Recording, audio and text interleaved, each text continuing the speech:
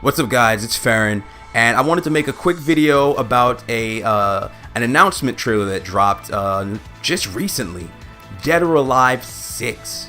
Now, I'm a big fan of DOA. I have been for years. I grew up on that game. It's one of the very many games that I've played growing up, and I'm excited to hear about DOA6.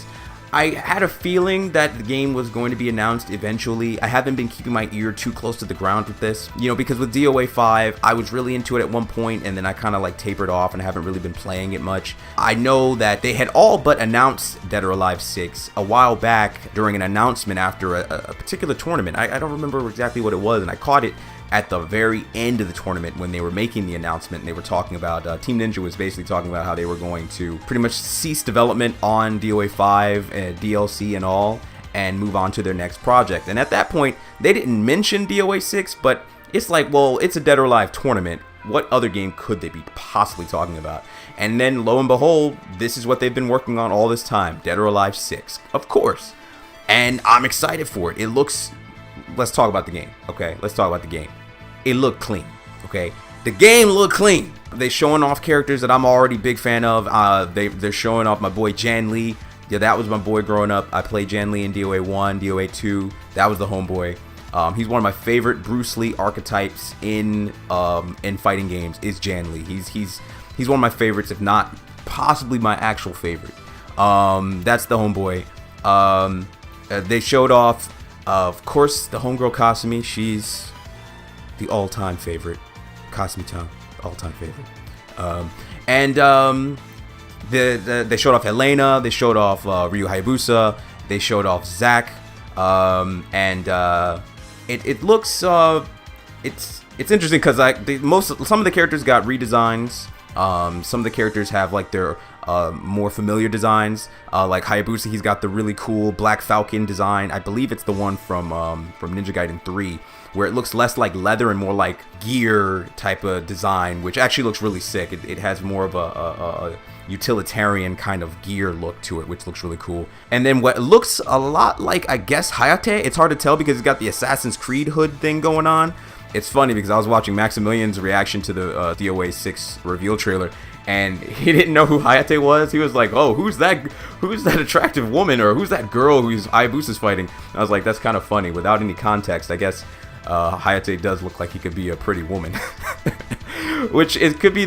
You could say that for a lot of Japanese male characters in video games. Without context, they kind of look like women. So that's always kind of funny. I actually thought the same thing about Elliot in DOA4 before I found out who Elliot was. I thought that was Helena. I was like, wow, they really changed the way Helena looks. But anyway, I digress. So I'm super excited. They redesigned my girl Kasumi. She's got a new outfit. It has kind of like a battle leather kind of thing going on, but it still has her crest on her back. She's got the cherry blossom by her neck. It looks really cool. It actually looks kind of like a spin-off version of, it looks like a combination between the Ninja Gaiden 3 Razor's Edge leather knight assassin ninja outfit mixed with the training outfit from, I believe, DOA1. I think it goes all the way back to DOA1. So that's interesting. I wonder if there's going to be some story elements as to why she's wearing that, because at the end of the teaser trailer, you see like, or the reveal trailer, it just shows Kasumi's face, and it's got this kind of like cinematic thing going on. So that makes me wonder, are we going to have a story mode? Are they going to pick up where the last game left off with the whole thing with Phase 4 kind of just fading away after attacking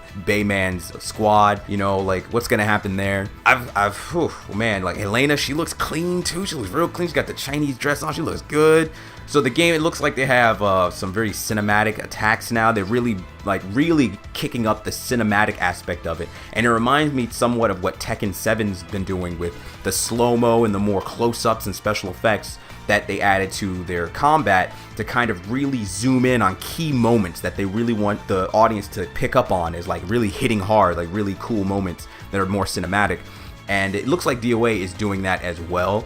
And so there's certain shots where an attack that a character will do will get a slow-mo and a zoom in just for, like, I guess maybe for the sake of cinematics, and also maybe just to slow down the action, so from a viewer's perspective. And then also they've got what now looks like this really like extreme close-up when the characters are just getting rocked right across the jaw. And I don't know like how that's gonna work, if every character is gonna have something like that. Like I can't really see Kasumi rearing back and then just punching somebody, just decking them out in the jaw. So I imagine maybe she'll kick you in the face or do like a knee strike or an elbow strike. But then again, like I don't know what's going to initiate that. It looks like the way it looked like Jan Lee, I believe, did it in the reveal trailer, and Zack. It looked like the power blow from Dead or Alive 5, but it ended in what looked like a hyper zoom in of the opposing player getting decked right in the face.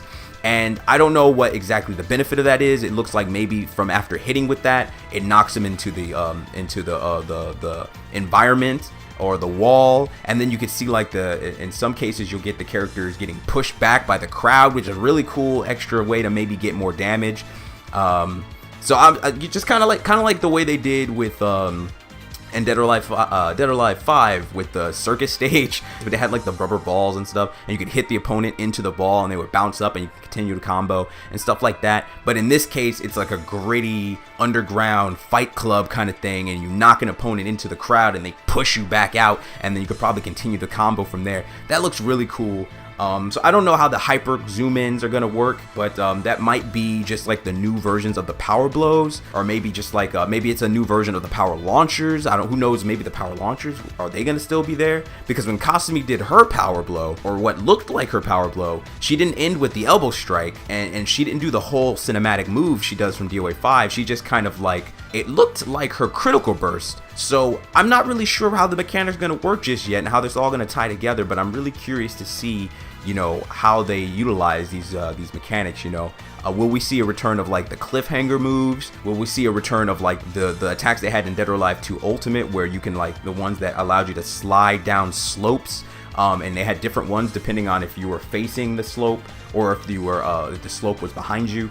So I'm really curious to see what they do with this game, what mechanics they use, how they work, how it all ties together. What characters are we gonna see? What new redesigns? You know, when we see Ayane-chan, like what design? What's she gonna look like?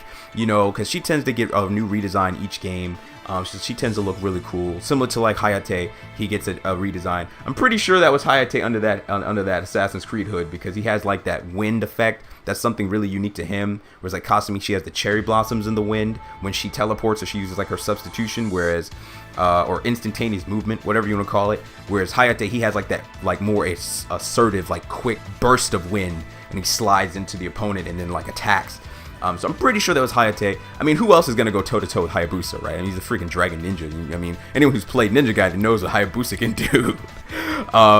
Which also makes me wonder, man, are we going to get another Ninja Gaiden? I've been wanting to play as Hayate in a Ninja Gaiden for a bit, man. I think that would be really dope. But that's a video for another day. Yeah, man, like I have some things that I would really like to see in Dead or Alive 6 that I have some hopes, you know, some things I really would like to see. As a fan, in terms of how they continue things. The game is coming out early 2019, so it's coming out soon, man. Like, wow.